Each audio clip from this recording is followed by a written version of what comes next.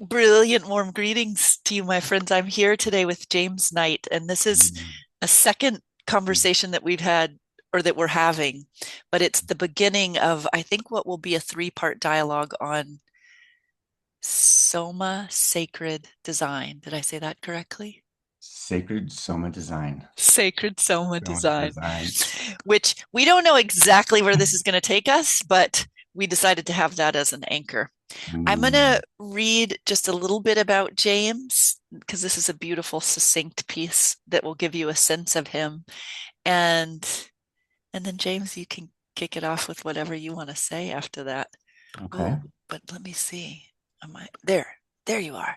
James Knight bridges the worlds of somatic healing and sacred design to reveal how our inner landscape directly shapes and is shaped by the environments we live and work in.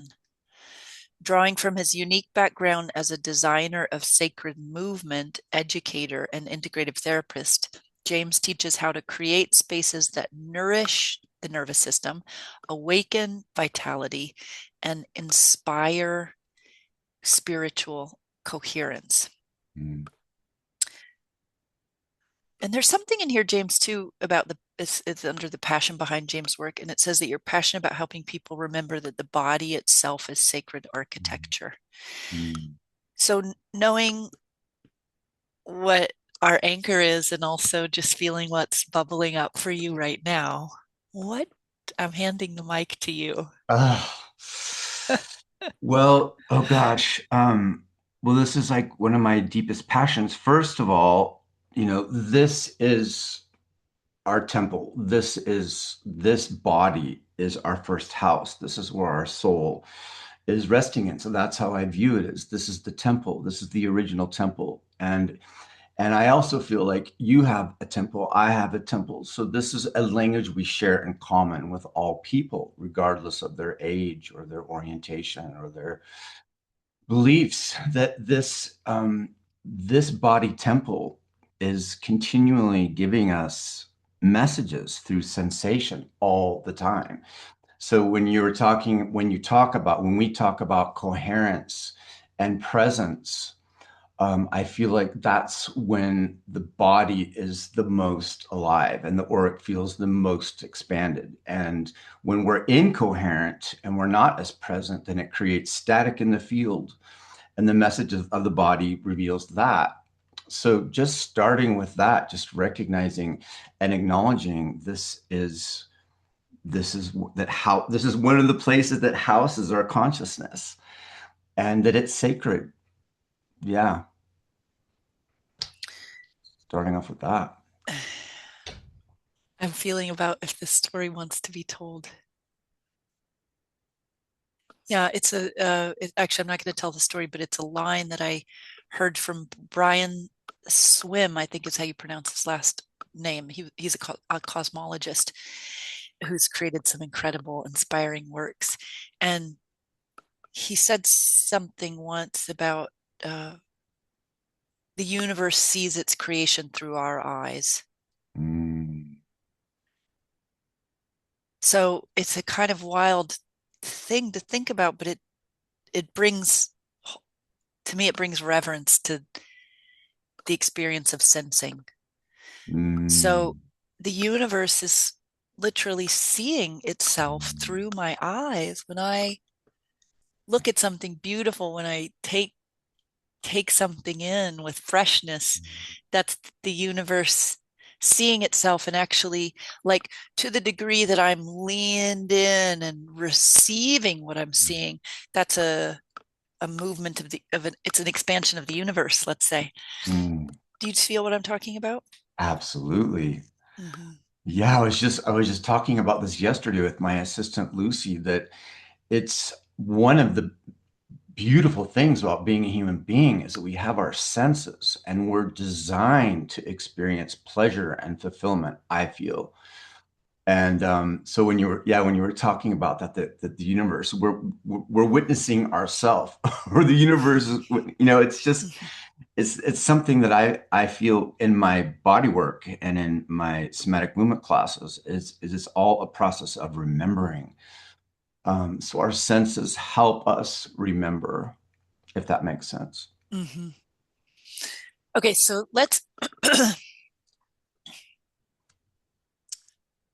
I want to lay down some context since this is going to be the first in a three-part series. In in Lumina Guild, one of the pillars is artful living. And the the overarching philosophical precept of the Lumina Guild is that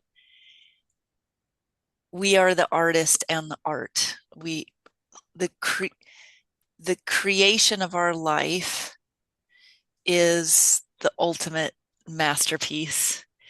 And we are the artists of our lives because we are actually sculpting our experience of reality in each moment based on where we place our attention. And there's that where we choose to place our attention is an inner game. If I'm if I'm focusing my attention on something where I feel bad when I focus on it, I can register that I'm feeling bad, not feeling good, and I can choose.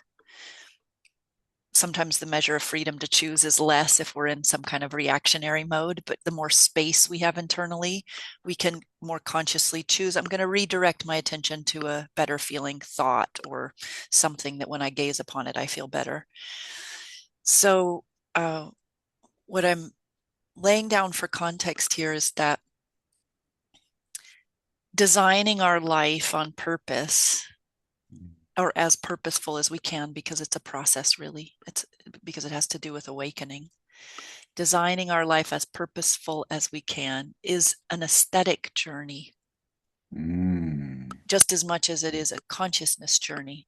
And Mm. so I'd love to start to kind of peel open and lay down the foundation for people to really excitingly but thoughtfully understand the relationship between their body sensing, the aesthetics outside of themselves, and the relationship of curating one's environment in order to feel better. Love it. Yeah. Gosh, so many thoughts are coming, or feelings, sensations are coming that I think, yeah, returning back to that the body's giving us messages all the time and that we are the creators. Oftentimes I ask myself, as the creator, what would I like to experience next? And our environments can be curated to mirror who we are and who we're becoming. Like that's as a designer, that's one of the things I think about is like, what is the art that's in your house? What are the gifts that people have given you? Do you like them? Are the colors aesthetically pleasing? And the body registers this um, all the time. It's giving us information all the time. So a inner yes for me is buoyancy, a feeling of lightness, a feeling of expansion, a feeling of natural enthusiasm. And maybe not able to stay in that state all the time, riding the waves, because life inevitably is going to bring, challenging experiences. But I feel like our environments can support and help us self-regulate, maintain coherency. And for me, that's of high value.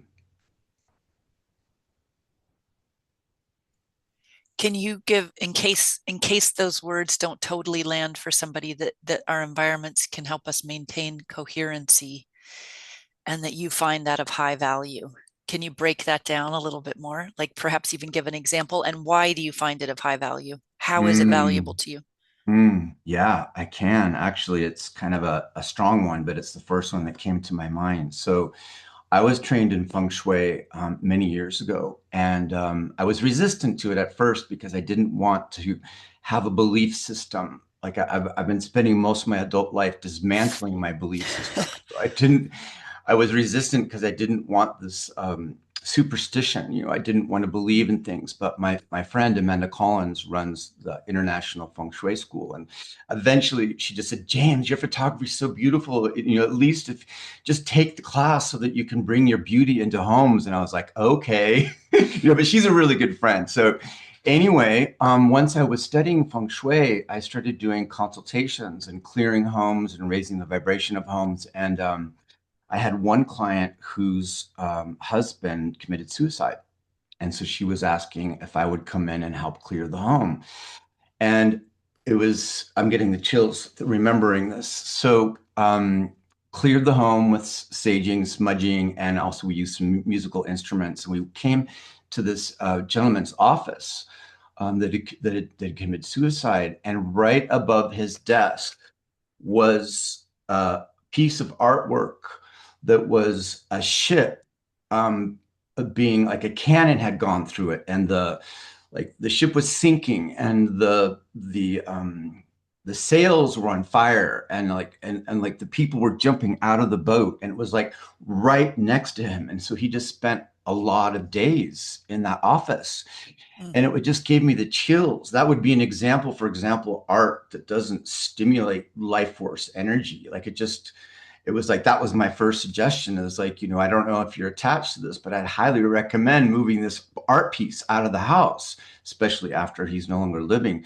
But that would be an example of art not mirroring. Well, that's an example how art can affect us. Art can't Mm-hmm. affect one. Now, this is subjective.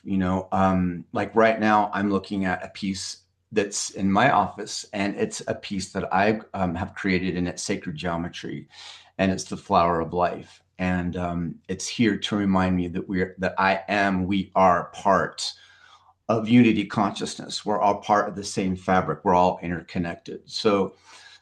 Um, that's inspiring to me. That's a yes. My system, I look at that and my system expands, it opens.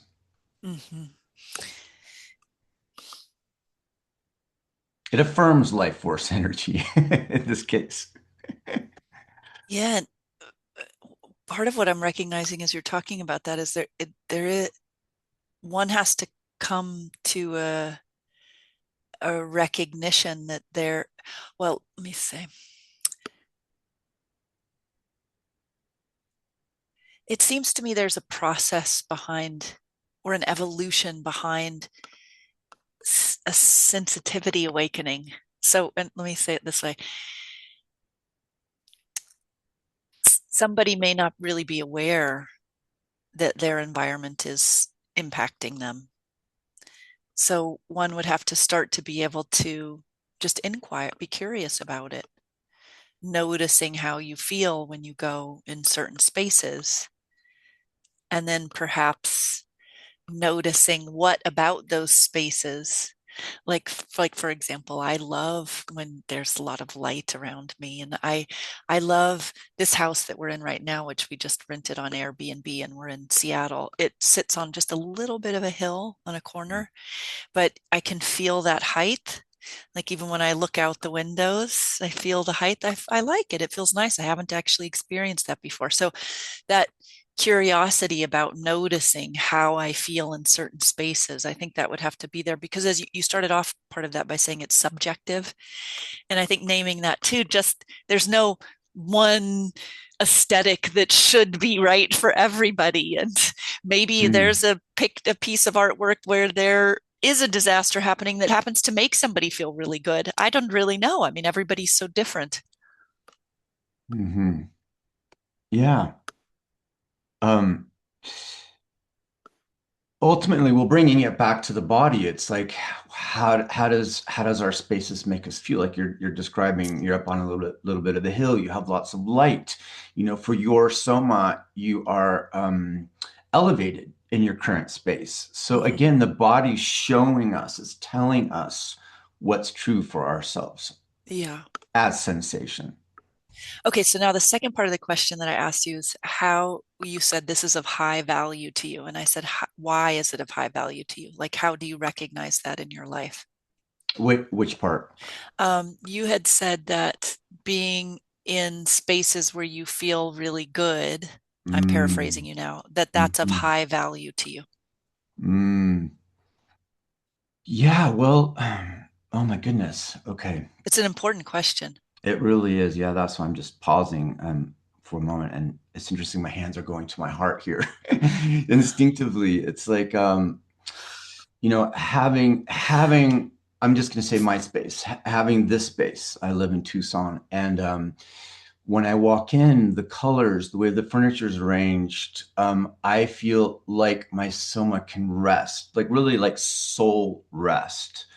And I'm a bit of I'm very organized. I like to have things neat and tidy often, all the time, actually. And so it's of high value to me because my space inspires me, like the things that I have in my home, my crystals, my artwork, the colors of my furniture. And of course, this house has tons of windows, like you were saying. So it's of high value to me because it's a relationship. It's a relationship between me and my space. Mm. Can you, I feel like there's something a little bit more to pull out of that. What, and Mhm. can I pull on that relationship? Why is that relationship then of high Mhm. value? Mm. What does it, So, what is it giving you? What do you, mm, it feels like, when you and I were in person together, I like to use I like to use sacred geometry a lot to explain things. So when a bee flies into a hive, it creates a lemniscate. It creates this side-lying eight. Well, I guess it can be in any direction, but the bees are coming into the hive and telling all the other one bee is flying to the hive to tell all the other bees where the flowers are so that it can go and get the pollen and then come back and make the honey and, of course, feed the queen bee.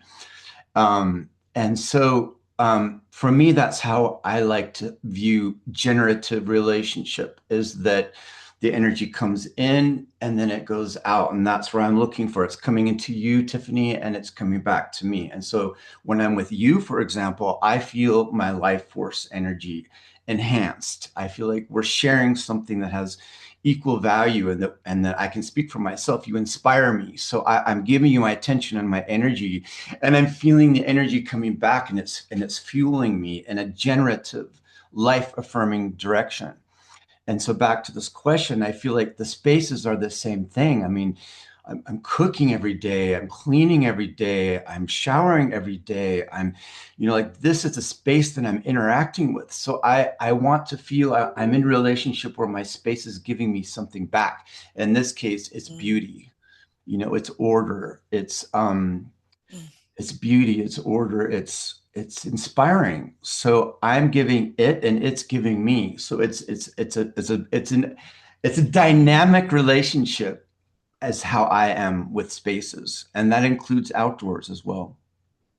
oh, that's such a cool description of, I want to actually just pause for a sec to see Yeah. what's coming for me around Yeah. that.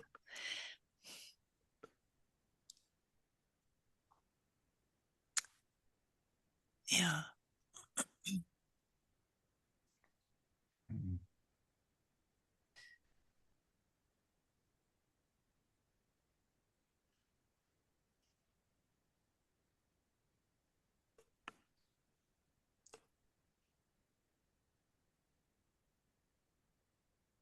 Mm. Mm. I think that Mm. this,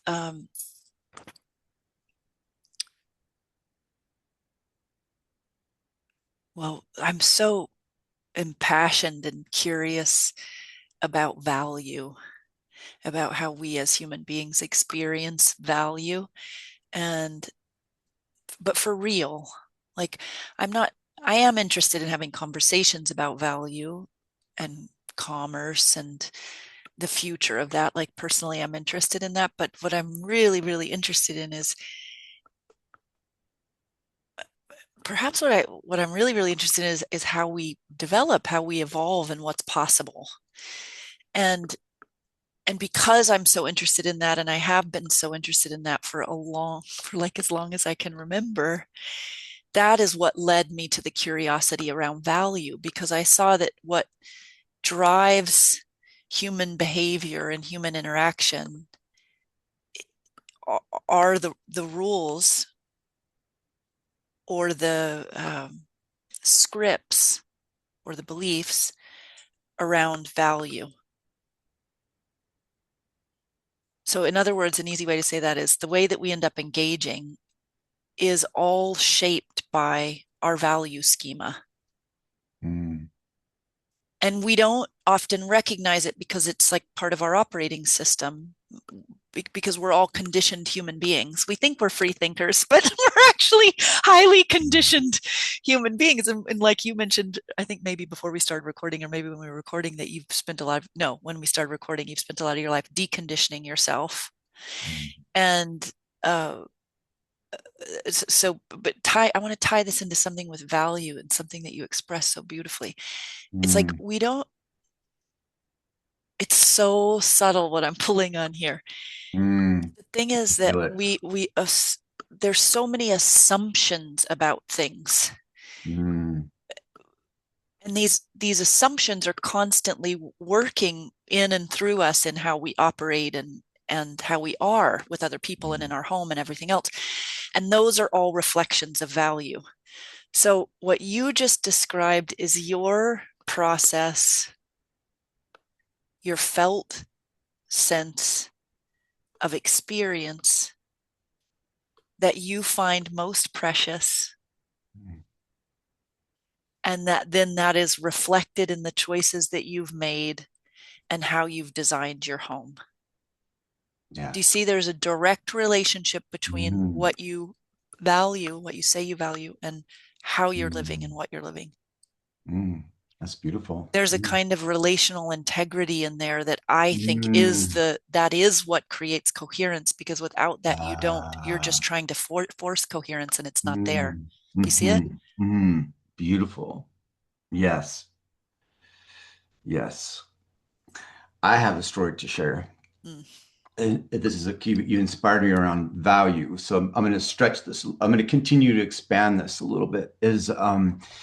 I had a dear friend who brought me a beautiful a vase. She actually rented a truck to bring me this heirloom of her family as a gift. It was this really beautiful 4 foot tall ceramic vase, probably very expensive, high value, right?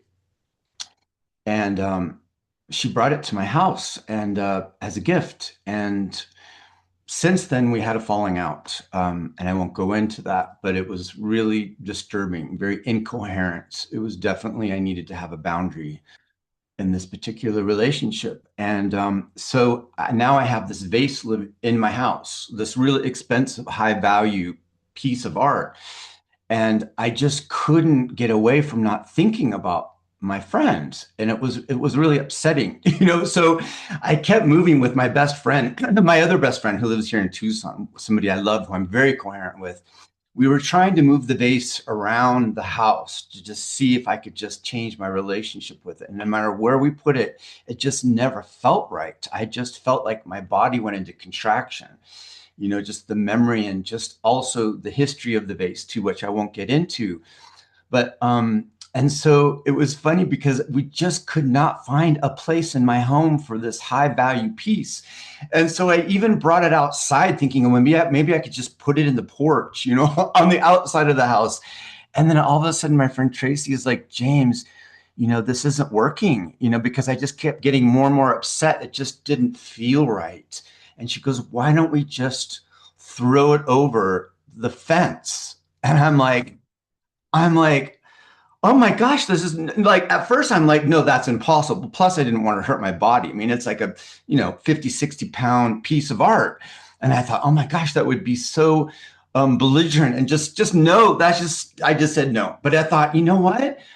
This actually, we made it into a ceremony. And Tiffany, I don't know how this happened, but me deciding to throw this over the fence, which I live in the desert, so on the other side is rocks and sand, was to break the cycle of this relationship. I used it as a ceremony to to end the incoherence, to finish that whatever agreement we had ceremoniously, me and my former friend, and just realizing that I understood my value and my worth, and it wasn't worth it to have this contraction. So, yeah, somehow I got this superhuman power, and I was able to not only pick up the vase, but like launch it over the deck. And it shattered into a million pieces. And it just felt so right. It just felt so good, so honest, so authentic. It wasn't that I was trying to harm her or the story or anything. It was just like, that was my way of ceremony to complete the pattern. And Tiffany, the pieces of this really expensive vase were now on overlooking my deck. I'm looking at them and I thought, you know what?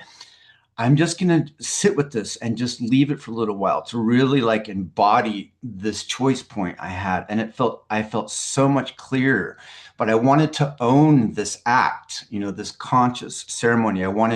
So just seeing it, I was just imagining, like the snakes and the birds and the wind, the dust, the earth itself. And I just waited for a long time until my system felt resolved inside. Like I really wanted to come to a level of peace. And I waited.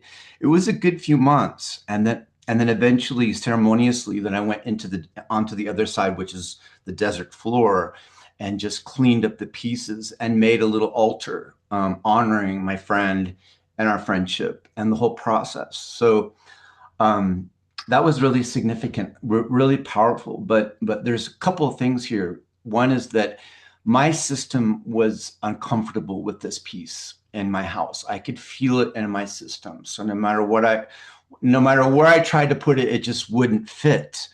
So that somatically, I was given that information. So it was interesting. It's kind of like I was leaning into it. It wasn't like I was in denial, but I was actually really fully owning it until my Mm. system could resolve with it and end up being shattered. When you say owning it, you mean owning the uncomfortability. Yeah, yeah, Wow. Oh, yeah. James, that story is so cool for so many reasons. I really, that's a story. That's a beautiful story. It's a story with this sort of tapestry of mythos woven through Mhm. it. Um, Mhm. was there something else you wanted to add to that, or are you Not ready to really. I mean, pause? you inspired me with this topic of value, and the value is me feeling peaceful inside, and the value is my presence with myself. My value is my environment and my friends and what I do for a living. Like it's like really staying true to this, Mm, mm, mm, mm, and this truth changes. mm, mm, mm. Okay, so Yeah. good because it's like this perfect connection into a point that's actually a little bit hard to make on a body level for some reason. I think it's just because it's a newer articulation for us. But the we're in the Lumina Guild, we're on the fourth facet. Each month we journey with one facet, and they're facets of what I say is the new field of value. It's just they're orientations to help us to remember, reimagine, and understand in our Mm. body true value. And by true value, I don't mean true by one standpoint. I mean what's actually true for us Yes. as human beings. If what's actually Mm. true. And Mm. and there's a phrase that I like to say with this fourth facet, which is that you're the value you're here to restore. You are Ah. the value you're here to restore. You are the value you're Mm. here to restore. So if you value you, which would then I'm going to take a philosophical journey here. If you're saying that you're the value that you're here to restore, and that's true that you value you because you want you're restoring the value of you because you value you. Do you see what I mean? It's a Yes. loop. Okay. So if that's Yes. true, then it would also be true that you would have to value how you feel because you are a sensing organism constantly interfacing with life. So if I'm feeling bad, let me give an analogy. If I have a beautiful watch, Rory made me this most exceptional watch that I just love. If I say that I really love that watch and I value that watch and I throw it all over the place and I leave it in places where it could be taken and I wear it in the shower when it's only what, that's not actually me showing that I value the object. Because if I valued the object, I would take care of the object. And taking care of the object does have certain requirements. A watch has certain requirements to be taken care of. So for us, the dots that we're connecting here is that if we are the value we're here to restore, then how we feel is exceptionally important in relationship to us being in integrity with value itself. Mm, Itself. mm, Do you, mm. can you feel what I'm laying down? Because Yeah, I'm yeah, I dang know it's excited interesting about it. when I'm with you, Tiffany. There's a quickening, like there's just so much, like I yes, know. I know. I can really relate to what you're saying. Absolutely, yeah, the value. I'm just thinking coming back to this as our home. This soma, this body temple, and when I finally understood the patterns that I was creating in my life that caused harm, like I think that I had temporarily forgotten. I like there's in general somatic yoga we talk about sensory motor amnesia. It's temporarily forgotten. So it's like what was the word you used? Restore, I think. Was it Restore. Mm-hmm, restore? mm-hmm, Yeah, so I like to think of like reclaiming parts of abandoned self, through mm-hmm, stressful life experiences, a process of remembering value. So that's where I was going with the example of the watch, because to be able to treat ourselves, to be able to nourish ourselves, to be able to give ourselves space. I think the sense of value is it's embodied. There's like a yeah, there's an embodiment with presence that I think is the most valuable. mm-hmm. How do you feel about that? Yeah, I feel that that's true. you know? What I was actually flashing on when you were talking was that, uh, uh, by the way, I want to insert right here that anyone listening and like leaning in with us, that Mm, this really is a leading edge conversation in the sense that we're we're peer. This is a topic that you're masterful in and on, and you teach on and explore on a regular basis, perhaps daily basis, and me also with value introspection, say. And you and I are both leaning in on our very own edge of this conversation to see what's new that wants to be revealed. mm, And what we're revealing is just simply what's more true. mm, What's more true, and as we're revealing what's more true, we get to slough off what's actually been mm. restrictive. Maybe it served a purpose at some point, but now it's like, oh, this actually doesn't fit anymore. Yeah. For example, the story that I was telling you before we started recording, where we had gotten to a space when we first landed in the Seattle area, and we got to a space, and my friend who has the space, I love her and I love her energy, and I was so excited to go into the space for that reason, but it wasn't a correct energy fit space for me. And I tried to talk myself out of that because I shouldn't feel that way, because I love this person, and why can't I be happy in any space if I'm just appreciating things and I'm actually a spiritual being? Like, I had this whole thing going on in my head. But that, in essence, like overriding or bypassing how I feel for some kind of narrative around how I should feel, Mm, that is uh that is actually a framework that keeps self-abandonment in place, mm, which is also a framework, therefore, that then keeps us disempowered or out of our true mm, power. So mm, so we evolve as these mm. conversations evolve, and we evolve through these conversations as well. I was going to make some other point as I was going along, but I kind of lost it through that sticky Well, note. you inspired me because I'd like to bring up the topic of creativity. When you inspired me thinking about this other space that you were in, where you just it didn't feel right. And I'm thinking of, before we jumped on this call, I was telling you about this Airbnb that I rented in Kauai, and it just didn't feel right. It was so much clutter. And what I find is that creativity can flow when we are resonating with our spaces, Mm. you know, and this sloughing off, this shedding is necessary to invite creativity to flow through. So that's what's kind of appearing in my field right now as we're talking, is bringing up creativity. What is creativity? When do we feel inspired? How do we create? And for me, it's when I have space and also beautiful spaces. Yes. Yes. If it's not inspiring me, then I don't have the authentic passion to create. So somehow I feel like this ties into our conversation. It totally does. Also, because I hope that what I'm about to say is going to make sense, but the the oh yeah, and this also helps me pick up on that thread that I was getting to but dropped. It has to do with value, Mm, one's experience of value. I'm going to tie it to creativity. So what was coming up when you were speaking previously was that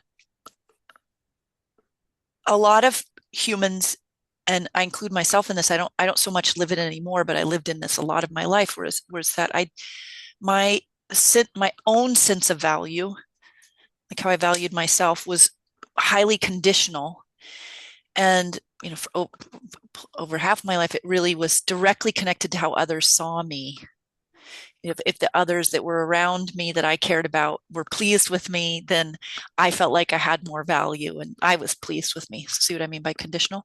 And uh, and also conditions of other circumstances, like did I make a good grade, or did I da da da da da, the thing that was going to be reflected back to me from another. And so I didn't. So my sense of value was like a roller coaster, which I think a lot of people can relate to. And the reframe that I have, which I won't go into because that's a whole other big topic, but it's connected to that we are the value that we're here to restore, is that we are inherently valuable for existing. Like, we're made of the rarest stuff in the universe, stardust, quite literally.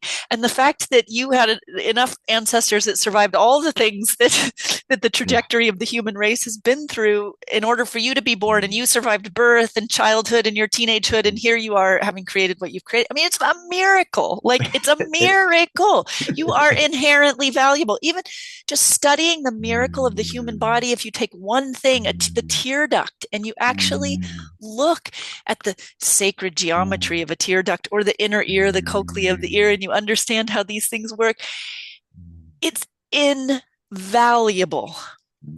But until people have that reframe that they are inherently valuable, reframe into a higher truth that they are inherently valuable just for existing, and to marvel in how extraordinary they are, that flip, once a person experiences that and they spend more time in that zone, their spaces matter more. Oh, ooh, that feels yummy. And Yes. I'm going to tie Yeah. that to creativity, Mm, just to put a bow on it, which is that mm, I if I'm not creating something, I mm. forget who I really am, which means I forget that invaluable value that Tiffany Ah, brings. Do you see what I'm saying? ah, yes. I only get to know that and experience that when I'm creating, Yes. because otherwise I'm just relating to Yes. historical Tiffany, and that has baggage and I've got problems and Mm. whatever. Yes. Oh my gosh. Just repeating the same of the old, not creating the renewed self. Mm-hmm, The remembered self is a mm-hmm, creative act. mm-hmm, mm-hmm, And mm-hmm. inherently we have this value. We live it. I mean, this, like you said, this is a miracle. This life force energy streaming through the body, through the breath is like, it's a miracle. Unfathomably miraculous. Hmm. Yeah. So I'm really happy that we're having this conversation around creativity, because I'm relating it to myself. When I stop feeling creative, my energy feels more dense. Mm-hmm. It's less alive. I feel less alive. Recently, I went through a stage with my business, which which was really challenging. And I just felt so dense. I couldn't find my authentic passion. And it was a signal, like my body was feeling heavy. I felt almost like this weight, stagnant, like pressure, just Mm. kind of contracted. And that mirror was like, where is my I realized that what I was missing was my authentic passion. I wasn't in my flow to create. And so coming back to the body giving us messages, I think this is how we know if these things are true for oneself is the sensations that show up through the body. Oh, so good. It's really important what we're talking about. Hmm. You feel it? Yeah. Yeah. I was going to ask you, I felt inspired earlier, like you, Tiffany, when you feel a yes, when you feel that creative urge, what are some of the words that you come up with that from a feeling state, you're in that yes? Mm. Well, I'm going to contrast that to the no, which when I just shared that story about the Hmm. space that I was in, where I I just felt flat. I felt like all of my energy was going into getting by. That's what I felt like getting by. And when I'm in a getting by mode, nothing feels like a yes. Nothing feels like a clear yes. It's a weird phenomena where it's yeah, it's kind of strange divided flatland. And then because I'm not feeling inspired and I'm so used to having regular lifts of inspiration, Yeah. I I then, probably on a biochemical level, my whole brain chemistry is changing because I'm used to having these surges of different neuropeptides that are connected to my ahas and my inspirations and my creations. And so then I just got depressed, but I was also sort of fighting with myself with this uh, Mm. mental thing I had going on in relationship to it. And so everything was a no because nothing could be a clear yes. Okay. So now if we talk about clear yes, like, will you, would you be, are you more curious about like the actual description of the phenomena in my body, or Mm. are you curious more about uh, the process of bringing something in that's a yes? Like, what are you actually More, leaning more into? of more of your physical body. Yeah, more as sensing and feeling when you know you're in that yes as sensation. That's what I'm really curious Okay, about. okay. Hmm. It feels like me being me in its fullest expression, with arms wide open, coming into embrace with myself that's just on the horizon of becoming. That's what it feels like. Okay. Yeah. Wow. Okay. So when you show up like this in my soma, I have chill bumps. Like I Mm-hmm. literally have heightened sensation, especially in the area of my heart right now. Like there's this Mm-hmm. tingly feeling. Like when you were reaching out in your yes, I felt the yes in my body. That's Mm-hmm. interesting. That's so cool. Hmm. Still feel it like a vibration, kind of like an effervescence running through to feel your excitement, to feel your aliveness, to feel your yes. Yeah. Mhm. I'm doing a little, I just checked the time. We can kind of, I could just keep Mhm. talking to you for I longer and know. longer and longer. I know. I want to, Ah. I'm going to bring it into summary mode a little bit, and Oh, we'll know this is okay. part of a series, but, and Okay. I want to have it be a somatic summary too, because I can, I, Mm, I want to feel each word because, I mm, am, I have an amazing brain. I love the way my mind works, mm, and I love the way my intellect works. I love the way that my consciousness sees and views systems and potentials, and how much I appreciate all my teachers and all the influence, the mm, beautiful influences that I've had. And I can like amp a lot of energy up here and forget about my whole body, that it's constantly giving me information and guidance as well. And you, when I'm in your presence, you help take me to that next just little lovely level of awareness of how that can be accessed. It's really, really cool. Thank you. Um, I the connect that I wanted to draw here in summary, and then I'll pass it off to you to see what you feel that you want to bring in, Mhm. is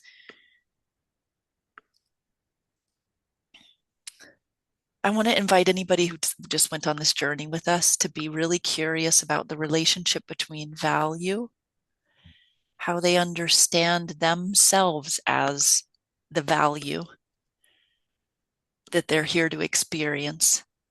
So, value, how they understand themselves as value, how that relates to the environment that they're currently in. So, do they feel enhanced in their experience of valuableness or diminished in some way? And then the connection of that to creativity. And I think when I go back and watch this replay, I think that the several of the stories that you and I told in the whole sort of arc of our conversation, we just demonstrated multiple times that connection. Mm. So I will say in my experience that Mm. as I came to, as my value and my understanding of my value became non-negotiable, meaning it's no longer conditional. I'm not saying that I'm not affected by what other people think and feel of me, because I am probably sometimes more than I want to be, but I know I know myself as value. I value myself, and that's not conditional on what other people say or do. And as I have been able to value myself in that way and embody that and be steadier in that, I'm more sensitive to the environments that I place myself in. And as I'm starting to take that more and more seriously in the best possible way, it ups my available time and energy to be more creative. And then I get to understand and experience the very edge of my invaluable valuableness coming into the world through my creative expression. Do you see how they're all connected? Wow. I just love how you just weave that all together. Incredible. Milagro, miracle. Good job. That's beautiful. That's very exciting. Yes, absolutely. And maybe I'd like to add something. We haven't talked about it this conversation, but maybe we could save it for next conversation. But it feels it's coming through right now. And I feel like everything that you just said, value, creativity, this feeling of the inner yes, it can only come when we're in a, when we feel safe, when we feel more in our parasympathetic nervous system. If we're in fight or flight, we don't have that. These options are less available. So I think that that's really important to bring up also, that as a system, our system needs to feel safe oftentimes to be able to feel this value, to be inspired to create. So we can talk about maybe nervous systems next time, but I know for Yeah. myself that really a lot of this is really not possible if we feel defended, if we feel like we need to protect ourselves, or Right. something is misaligned. Or So we're like maybe we trying to can. block out something that doesn't feel okay. Mhm. So maybe Mm-hmm. we can put a pin on this for next Mm-hmm. time and Yeah, we can continue start off weaving it. there. Hmm. I love that. Yeah. Nervous system regulation in space. Oh, Yeah. James, thank you, thank you, thank Yeah. you. You I'm think? yeah, and Thank you. let's see. I think I Yeah. don't know all the places that we're going to share this yet, but maybe say a few words about how people can get in contact with you if they want to. And then also when we post this on YouTube, we'll include links for that. Oh, well, thank you so much. Yeah, well, my website is gentlesomaticyoga.com. And also my YouTube channel is the same. And very soon in this next month, I'm going to have well, part of my brand is somatic wellness. And so sacred design, creating sacred spaces, as I'm re-energizing this part of my career, this is going up on my website soon. So Tiffany, I appreciate you. I appreciate the Lumina Guild for giving me an opportunity to remember, because I'm so very passionate about this, all these subjects. So thank you, because you inspire me. In fact, I'm getting those chill bumps again all over. So this is my yes. This is an example of my inner yes. Is this feeling of buoyancy? I know that I must be aligned with my truth because there's this feeling of expansion through sensation. So thank you. Thank you, James. Thank you for the way that you are, who you are, what you do, for showing up. And I look Mm, forward to the next conversation with you. me too. Stay on for a second. I'm going to stop recording. Okay.